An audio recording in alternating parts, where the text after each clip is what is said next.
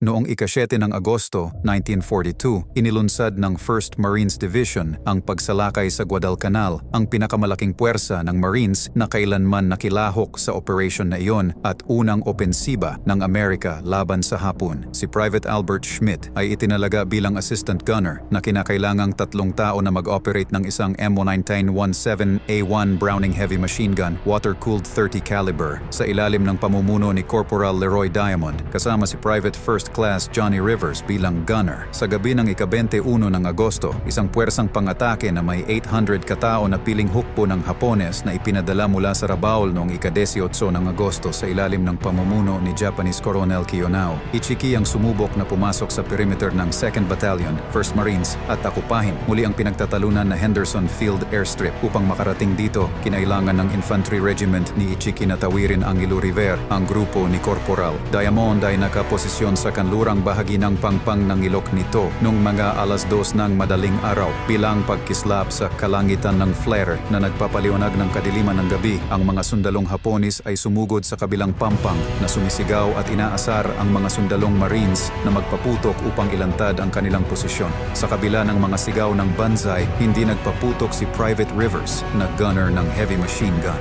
Nagsimula ang atake ng mga sundalong Haponis sa ilalim ng liwanag ng mga flares pasadong 3:00 ng madaling araw. Sa bahagi ng atake, napaslang si Private Rivers. Si Private Albert Schmidt ang pumalit na gunner at pinaputok ito ng halos mahigit 4 na oras. Sa pag-usad ng atake, nasugatan ng malubha si Corporal Diamond sa braso dahil maraming bala ang tumama at pumunit sa tubo ng tubig ng Browning. Sa pamamagitan ng tulong ni Corporal Diamond, si Private Al Schmidt ay patuloy na nagpapaputok at naglo-load ng mga 250 round belts ng bala ng tulong at walang tulong. Ginamit ang maikling pagpaputok upang maiwasan ng sobrang pag-init at pagka-jam ng machine gun. Patuloy na nagpapaputok si Private Schmidt kahit na ito ay nagbabaga na ng kulay pula ang barrel ng machine gun. Samantala ang sundalo ng Haponis na gumapang at nakapaghagis ng isang hand grenade sa posisyon ng machine gun. Isang pagsabog nagdulot ito ng sugat sa balikat, braso, kamay ni Private Schmidt at pagkawala ng kanyang paningin dahil sa pagsabog. Sa kabila ng pagiging bulag dahil sa pagsabog, tinuloy ni Private Schmidt ang operate sa machine gun, parehong nagpapaputok at nagpapalit ng mga belts ng bala sa tulong ni Private Diamond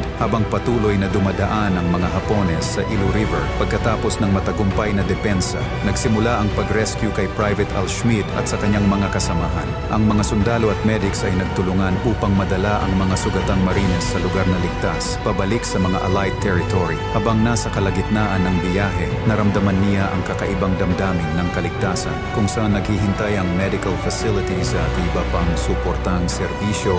Kinabukasan, mahigit sa 200 na paslang na mga sundalong Haponis ang bilang sa harap ng posisyon ni Private Schmidt. 15 na lamang ang natirang buhay sa orihinal na pag-atake. Isang nag-iisang sundalo sa 800 ang nakaligtas ng walang sugat. Samantala si Colonel Ichiki ay nagsagawa ng seppuku. Ang lahat ng 3 Marines, sina Private First Class Johnny Rivers, Corporal Leroy Diamond at Private Albert Schmidt ay binigyan ng Navy Cross para sa kahangahangang kabayanihan at tinanggap ni Schmidt ang kanyang medalya sa Philadelphia Navy Yard noong ika-18 ng Pebrero 1943. Siya rin ay na-promote sa ranggong ng korporal na maging sarhento.